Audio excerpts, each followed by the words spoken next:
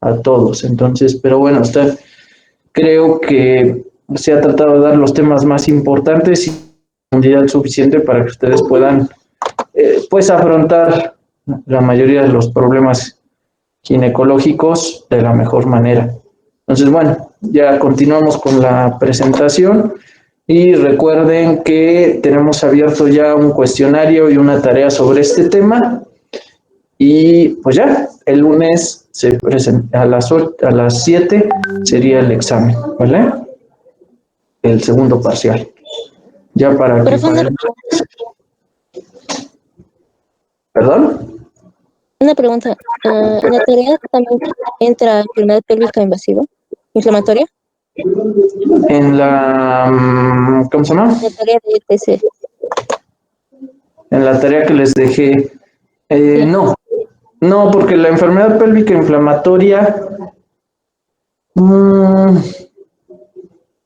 la verdad es que la enfermedad pélvica inflamatoria es una complicación de las diferentes enfermedades que vamos a ver, clamidia, uroplasma, micoplasma, ¿cómo se llama?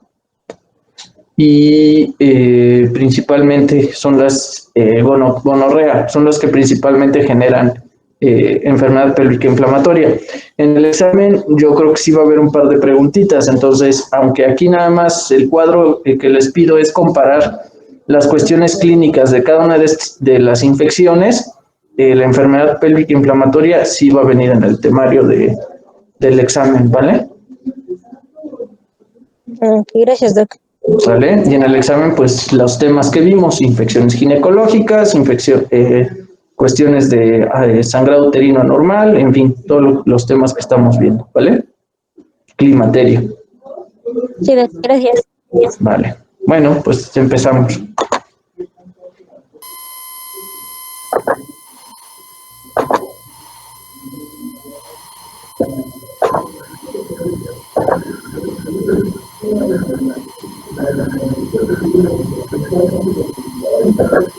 No, te llenaron aquí un virote.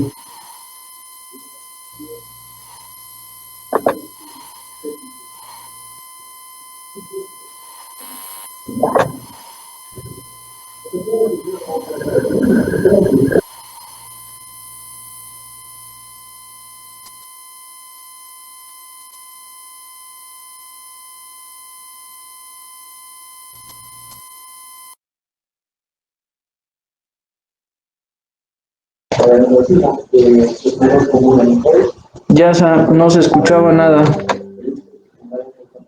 Se escucha nada más un zumbido. Sigues igual. Y bueno, la primera dice que el episodio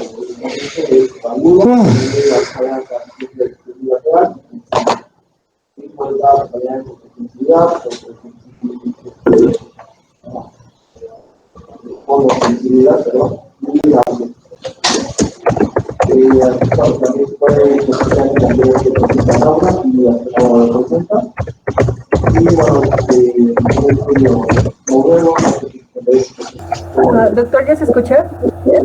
Ahora sí. Ok. Bueno.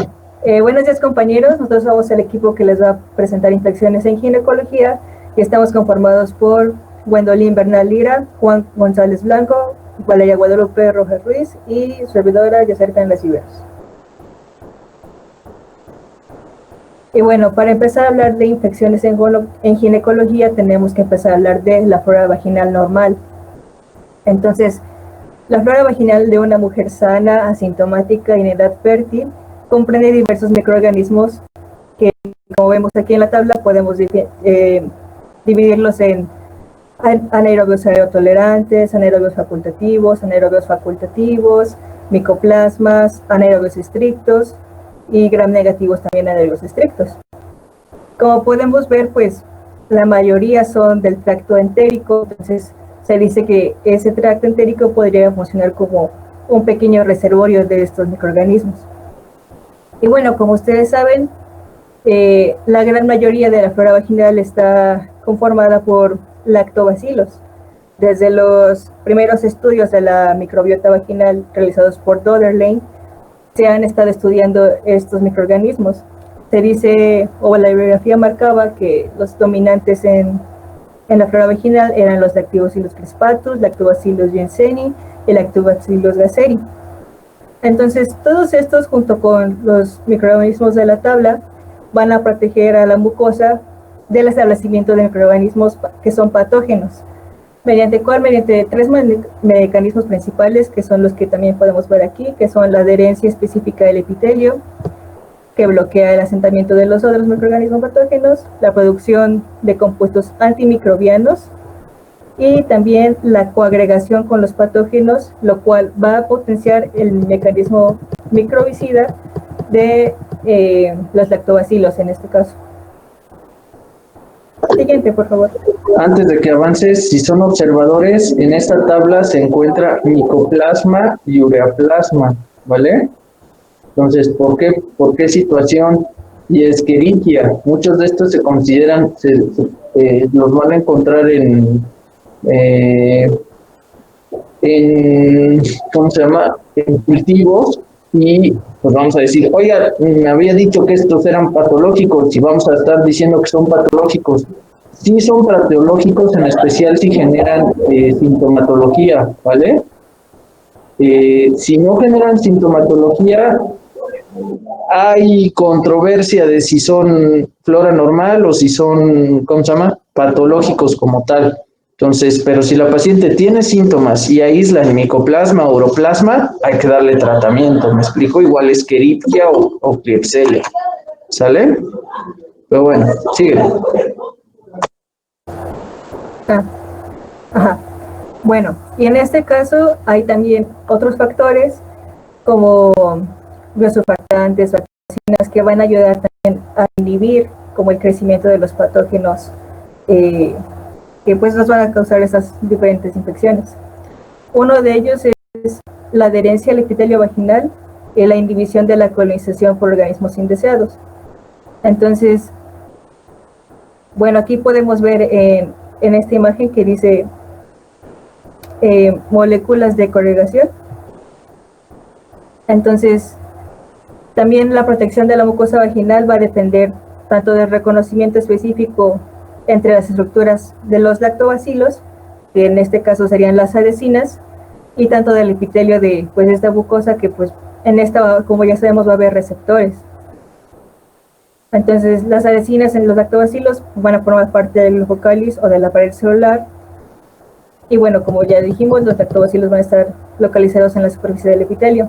Entonces, el resultado de la unión entre las adhesinas y los receptores va a formar una biopelícula que va a proteger frente a la colonización por otros microorganismos patógenos. Y bueno, como si recuerdan, también habíamos dicho que otro mecanismo era la coagregación. Entonces, este efecto de biopelícula se va a ver potenciado por la capacidad de los lactobacilos para coagregar con los patógenos potenciales. Entonces, como consecuencia, el contacto que se establece también por la coagregación aumenta la efectividad del ácido láctico y el peróxido de hidrógeno y otros productos microbicidas que van a ser generados también por estos mismos lactobacilos. No, después otra vez regresar. Bueno, ahora, otra molécula va a ser el peróxido de hidrógeno. Entonces, el efecto bactericida de esta agua oxigenada viene determinado por dos cosas: por su capacidad oxidante y por la generación de metabolitos como los radicales hidroxilo, que van a dañar la integridad del ADN celular. Entonces también dicho efecto se va a potenciar por la mieloperoxidasa y los radicales haluro, que pues estos son abundantes en las secreciones biológicas, y a una elevada concentración en el moco uterino pues es muy pertinente para evitar infecciones, ¿no? Sobre todo durante la ovulación. Ahora, también tenemos los biosurfactantes o agentes tensioactivos. Entonces, estos son compuestos que originan una disminución de la tensión superficial y así favoreciendo la solubilización de sustancias hidrofóbicas. Aquí, pues solamente se han hecho estudios in vitro realmente, o sea, no se ha como comprobado al 100%, más que en estudios por laboratorio in vitro. Entonces como que no se sabe bien la capacidad que tienen de proteger o no. Y bueno, también tenemos las bacteriocinas, que pues estas son polipéptidos con actividad antimicrobiana, como su nombre lo indica. Regularmente estas son moléculas anfipáticas que van a originar aberturas en los poros de las membranas e incluso pueden llegar a originar una lisis celular. Entonces, nuevamente, al igual que los biosurfactantes, el papel real de las bacteriocinas no se conoce, ya que el efecto bactericida que tiene solo se ha comprobado in vitro. Y ahora sí le puedes pasar, Juan, por favor. Ahora también tenemos ácidos orgánicos y esto nos lleva a hablar también del pH vaginal. Ahora el pH vaginal típico varía entre 4 y 4.5. Y bueno, como ya sabemos también el origen de la acidez vaginal, pues es el ácido láctico que se genera como producto final del metabolismo fermentativo de los glúcidos, que en este caso van a llevar a cabo los lactobacilos que residen en la flora y las propias células epiteliales. Ahora, este ambiente ácido va a inhibir de una manera parcial o total el desarrollo de la mayor parte de las bacterias que van a proceder, como ya vimos, del tracto digestivo y pues también las que podríamos adquirir pues del ambiente, o sea, de un medio externo. Ahora, ¿por qué se dice que del metabolismo de los glúcidos? Bueno, la literatura indica que las células vaginales tienden a acumular glucógeno, en especial durante el periodo que comprende entre la menarquia y la menopausia. Entonces, se considera que este glucógeno es la fuente que deriva de la que deriva la acidez vaginal. Y bueno, realmente aquí dice que también es controversia, pero pues es como creencia generalizada que los lactobacilos pues degradan el glucógeno a la glucosa y esta a ácido láctico. Realmente dicen que hay estudios que demuestran lo contrario, pero no sé si el doctor nos podría indicar como una actualización o cuál es la verdad, porque... Mira, en teoría, por eso se llaman lactobacilos, o sea, sí en vitro se ha demostrado que estos lo que hacen es utilizar glucógeno para, o azúcares, no propiamente glucógeno, o sea, diferentes tipos de azúcares para producir ácido láctico, ¿me explico? Entonces, esto hace, o esta es la teoría por lo que las mujeres en edad fértil tienen un pH ácido, pero, y la verdad es que de nuevo es teoría, ¿me explico? Entonces, sí se ha demostrado que hay una gran producción de glucógeno en las mujeres en edad fértil como estimulación por el estrógeno, y esto se supone que es lo que promueve el crecimiento de los lactobacilos en la flora vaginal, en la microbiota vaginal. Pero, ahí viene el pero, realmente pues no se ha hecho un estudio bien estructurado en el que se coloque la cantidad de lactobacilos que se puede hacer un estudio donde, y también por cuestión ética no lo puedes hacer, de tener una mujer amarrada para poderle estar tomando muestras de, ¿cómo se llama?, vaginales, y estar haciendo cambios a nivel de la producción de estrógenos y la producción de glucógeno, como para decir, sí, es exactamente por este mecanismo, o hay otros mecanismos, ¿me explico? Entonces, hasta la fecha, pues es la teoría y es lo que nosotros entendemos. ¿Por qué no se han hecho estudios más exactos? Porque te digo, en vivo, éticamente no se puede hacer, ¿vale? Sí, doc. Y bueno, también otra cosa importante es mencionar que la concentración de la hormona folículo estimulante y el pH vaginal son directamente proporcionales. Y al contrario, la relación entre estos dos y el estradiol pues es inversamente proporcional. Entonces, como vemos acá, en las mujeres posmenopáusicas que no reciben estrógenos y en las niñas jóvenes, la prevalencia de especies de lactobacillus es menor que en las mujeres en edad fértil. Entonces, conforme el contenido de glucógeno dentro de las células epiteliales disminuye después de la menopausia, pues también provoca una elevación del pH vaginal. Entonces, hay un autor llamado Cauliet y pues colaboradores que demostraron que un pH vaginal es de 6 a 7.5, que es sugestivo de menopausia en ausencia de otros síntomas. Pues como vemos acá en la tabla, pues realmente es cierto, ¿no? Las mujeres en edad fértil vemos cómo es un pH vaginal ácido que va de 4, 4.5, 5, y por ejemplo en la niñez vemos que puede ser un pH neutro, o también en la menopausia y la posmenopausia. Y bueno, también hay otras cosas que modifican el pH vaginal, que puede ser el ciclo menstrual, tratamiento con antibióticos de amplio espectro, y pues la histerectomía con la extirpación del cuello uterino, que también modifica la flora de la parte inferior del aparato reproductor. Entonces, esto es independiente de la administración con antibióticos. ¿Dudas en cuanto a flora normal y pH?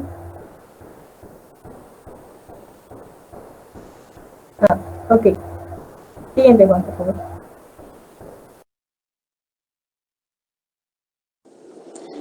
Buenos días, ¿me escuchan? Fuerte y claro. ¿Sí? Ah, perfecto. Bueno, entonces vamos a comenzar con lo que es la vaginosis bacteriana. Esta se define como aquella infección causada por una cantidad excesiva de ciertas bacterias, las cuales alteran lo que es el equilibrio normal de la vagina. Tenemos que la patogenia no está clara, pero se caracteriza por un crecimiento excesivo de los organismos anaeróbicos y una pérdida de lactobacilos, ocasionando así una pérdida o una disminución de la acidez de la vagina, incrementando el pH hasta más de 4.5. Siguiente, por favor. Gracias. Bueno, en cuanto a su epidemiología, tenemos que es la causa más frecuente de vaginitis en mujeres de edad reproductiva. Esta suele presentarse en mujeres de 15 a 44 años, teniendo que la incidencia disminuye en aquellas mujeres prepuberales y posmenopáusicas. La prevalencia en Latinoamérica tenemos que es de 41 al 49%. Y aquí tengo un dato, el cual actualmente se cuestiona, el cual dice que no es considerado una infección de transmisión sexual. En la guía de práctica clínica nos lo menciona como tal, que no es una infección de transmisión sexual. Sin embargo, en otras bibliografías nos dicen que sí, pues hay una mayor prevalencia en aquellas mujeres que tienen ya una vida sexual activa y todo eso. Pero como les digo, es cuestionable. No sé si aquí el doctor quiere agregar algo en cuanto a eso. ¿O continúo? Mira, lo que pasa aquí es que otra vez empezamos con la cuestión de, de si es flora normal o no. Uno de los argumentos de que sí es una enfermedad de transmisión sexual es que las mujeres que no han iniciado vida sexual, es muy raro que tengan Gardnerella. ¿Me explico? Entonces, sin embargo, en mujeres con actividad sexual es muy común. ¿Me explico? De hecho, muchas pacientes presentan, si tomáramos cultivos, el 90% presentan una que otra Gardnerella en su flora vaginal, me explico, en su microbiota. Entonces, por eso es el argumento de que si es o no es de transmisión sexual. Entonces, a final de cuentas, pues estábamos platicando que el pH, hay toda una serie de cuestiones que cambian y la flora vaginal va cambiando tanto de niña como de adolescente, adulta y ya en edad reproductiva como tal y posmenopausia. Entonces, pues bueno, ¿cuál es aquí el punto? Otra vez lo que habíamos platicado. Si la paciente tiene síntomas y aíslas una Gardnerella, pues tienes que darle tratamiento. Si la paciente está sintomática y le hiciste el cultivo por X o Y situación, pues no es tan necesario darle un tratamiento. Me explico por qué no le está afectando. A final de cuentas, la Gardnerella muchos, la verdad es que la consideramos como flora normal. El problema está cuando es la cantidad de estas bacterias sobrepasa de manera importante a los lactobacilos y entonces todos los problemas que vamos a ver a continuación. ¿Me explicó? Entonces, por eso se dice vaginosis y no vaginitis. Porque acuérdense que la diferencia entre vaginosis es un cambio en el pH y en las, ¿cómo se llama? Y en la flora vaginal. No hay inflamación, por eso no es una vaginitis comparada con otro tipo de microorganismos que después vamos a ver que sí dan datos de vaginitis como tal, o sea, de una inflamación, ¿vale? Entonces, bueno, no sé si quedó explicada esta situación. Si sí quedó, síguele. Ok, perfecto, doctor. Bueno, siguiente, por favor. Bueno, en cuanto a su etiología, tenemos que el microorganismo predominante en aquellas pacientes que se les hizo un estudio de vaginosis bacteriana es lo que es la Gardnerella vaginalis. Pero conforme se han avanzado estudios, se han encontrado más patógenos, como serían los que vemos enlistados en la tablita. Entre los más comunes están Prevotella, Mobiluncus y Atrobacterium vaginae. Tenemos, como ya había mencionado, la patología aún no está bien definida, pero se ha observado que hay una formación de bicapas bacterianas sobre la superficie de la vagina, en donde comúnmente se aísla lo que es Gardnerella vaginalis y Atrobacterium vaginae. Esto nos da como resultado a una colonización vaginal,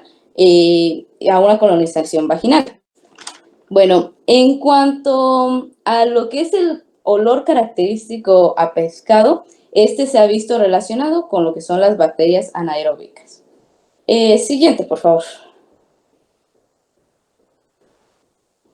Bueno, en cuanto a los principales factores de riesgos que se mencionan en la mayoría de las literaturas, tenemos que son las duchas vaginales, múltiples o una nueva pareja sexual, y lo que son el uso de anticonceptivos orales, la presencia e infección de alguna otra infección de transmisión sexual.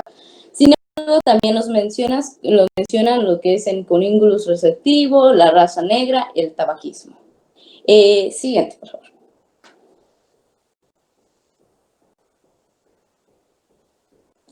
Bueno, en cuanto a su cuadro clínico, tenemos que en la mayoría de los casos, en aproximadamente el 50% de las mujeres, este va a ser asintomático. Y cuando se llega a manifestar, el principal síntoma es el aumento de lo que es la secreción vaginal, la cual suele ser homogénea, delgada, de un color blanquecino grisáceo, y esta se adhiere a lo que son las paredes vaginales. Tenemos el característico olor a pescado, el cual es por el metabolismo de las mismas bacterias. Este se intensifica después del coito o en las menstruaciones. En cuanto a lo que es la inflamación, el prurito e irritación, son considerados como menores, es decir, son poco frecuentes en comparación con otras patologías que veremos más adelante. Por ello, lo que es el eritema y el edema también son muy raros. Siguiente, por favor. Bueno, en cuanto al diagnóstico, tenemos que hay que hacer una historia clínica completa, un examen pélvico, la toma de muestra de las secreciones vaginales y un análisis del pH. Todos estos puntos van incluidos en lo que son los criterios clínicos de Hensel y los criterios microbiológicos de Nugget. Siguiente, por favor. Bueno, en cuanto a los criterios de Hensel, estos son todos los hallazgos clínicos que se encuentran durante la exploración y todo eso. Es como que el principal método diagnóstico. Por otro lado, también tenemos a la tinción de Gram, la cual tiene una sensibilidad del 72% y una especificidad del 79%. Y aquí se incluyen lo que son los criterios microbiológicos de Nugget. Siguiente, por favor. Bueno, aquí están los criterios microbiológicos de Nugget. tenemos que estas son, este otorga una puntuación en función a la proporción de lactobacillus, de Gardnerella y Bacteroides y del Mobiluncus. Esto en cuanto a cuántos microorganismos son observados por campo. Tenemos que en el caso de que se visualicen 0 microorganismos se da una puntuación de 0. Cuando hay menos de un microorganismo por campo se da la puntuación de 1. Cuando hay de 1 a 5 microorganismos, la de 2. Cuando hay de 6 a 30, una puntuación de 3. Y cuando hay más de 30 microorganismos por campo, la puntuación de 4. Ahora, ¿cómo se interpreta? Bueno, tenemos que cuando hay de 0 a 3 puntos, después de hacer todos los cálculos, se da una flora vaginal normal. Ahora, de 4 a 6 puntos, la flora vaginal intermedia, y de 7 a 10 puntos hay una vaginosis bacteriana. Como sabemos, los lactobacillus van en disminución, mientras que los otros patógenos van en aumento. Entonces, esto es lo que ocasiona en sí la vaginosis bacteriana, el desequilibrio en estos patógenos, en estos microorganismos. Siguiente, por favor. Bueno, en cuanto a los criterios de Hensel, tenemos que evaluar cuatro aspectos.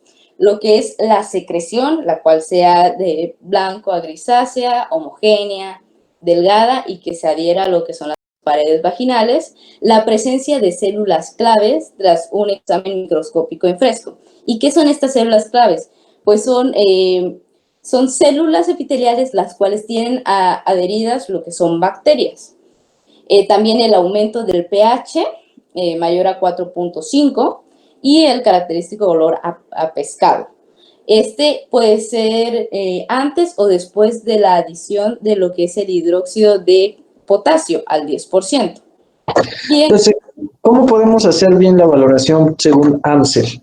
Se deben hacer la exploración física, colocar un espejo, observar la secreción grisácea, como comentan, eso muy bien. ¿Cómo vemos las células clave?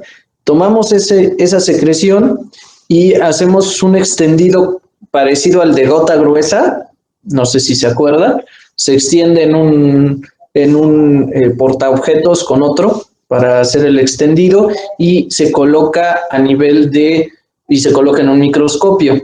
Se tiene que ver, si no me recuerdo, era a 60X. Entonces, las células clave, ¿cómo vamos a verlas? Vamos a ver las células epiteliales con pequeños vellitos, como si estuvieran velludas, ¿me explico? O como si tuvieran una especie como de terciopelo. Esas son las células clave. En su época, pues bueno, no se entendía qué es lo que pasaba. Ya después se entendió que pues esos vellitos pues eran bacterias adheridas a las células epiteliales. ¿Me explico? Se puede tomar durante la misma exploración de esa misma secreción con una tira reactiva de pH, se puede tomar y entonces encontramos un pH mayor de 4.5 y a ese mismo extendido se le puede colocar una gota de hidróxido de potasio. ¿Y qué es lo que va a suceder? Que va a empezar a el olor por liberación de aminas. ¿Me explicó? Entonces, estos son los criterios. Ahora, hay que ser cuidadosos. Hablábamos, ¿qué creen que va a pasar si nosotros le tomamos el pH de estas secreciones a una mujer posmenopáusica? ¿Va a salir menor a 4.5? Mayor, ¿no? No, ¿Es exactamente. mayor o menor? Ya me confundí un poco. No, es mayor. Acuérdense, el pH de la paciente en estado en su época fértil es ácido. Tiene que ser de 4.5 a 3.5, ¿vale? En estado fértil, en la época fértil. Pero recuerden que en pacientes que estén posmenopáusicas de manera fisiológica, como por la pérdida de estrógenos, el aumento de FSH, la disminución de producción de sustancias que mantienen a los lactobacilos, va a hacer que el pH suba y se ponga en 7. Entonces, este criterio del pH no lo podemos tomar en cuenta en pacientes posmenopáusicas o en pacientes muy jóvenes. ¿Me explicó? ¿Por qué motivo? Porque se va a alterar, o en pacientes que estén menstruando. ¿Me explicó? O que se hayan hecho una ducha vaginal en los últimos 3 días, o que hayan tenido relaciones en los últimos 3 días. Es importante tener esos datos porque el pH va a variar, va a estar más alcalino, va a estar hacia el 6, hacia el 7. ¿Me explico? No va a estar ácido. Entonces, cuidado nada más con este criterio que de repente, pues las condiciones son importantes. Entonces, lo ideal es pedirle a la paciente que no se haya aplicado medicamentos y que no haya tenido relaciones o que no haya tenido sangrado o menstruación durante 3 días para poder valorar el pH y que esté en edad fértil. ¿Me explicó? Si no, pues va a salir neutro o va a salir Tengo cercano. una pregunta. Es que en la diapositiva dice aumento del pH mayor a 4.5. Entonces Sí. solo quería rectificar eso. O sea, en el caso de una infección, de una vaginosis bacteriana, el pH, sí, en caso de que la mujer no esté en ninguno de estos estados, ¿sería mayor o sería menor a 4.5? De manera fisiológica es menor. Como criterio de Amsel es que esté alcalinizado. ¿Me explicó? O sea, que esté mayor. Está correcto la diapositiva. Ok, gracias. ¿Vale? La cuestión del pH. Entre más bajo, más ácido. Entre más alto, más alcalino. ¿Vale? Y el 7 es el neutro. ¿Sale? Sigan.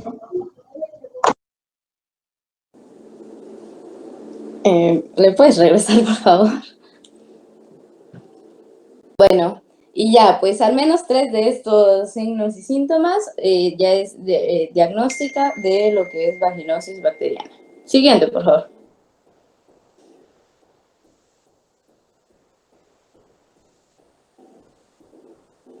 Bueno, en cuanto a sus complicaciones, tenemos a lo que es la enfermedad pélvica inflamatoria, la endometritis posparto o posaborto.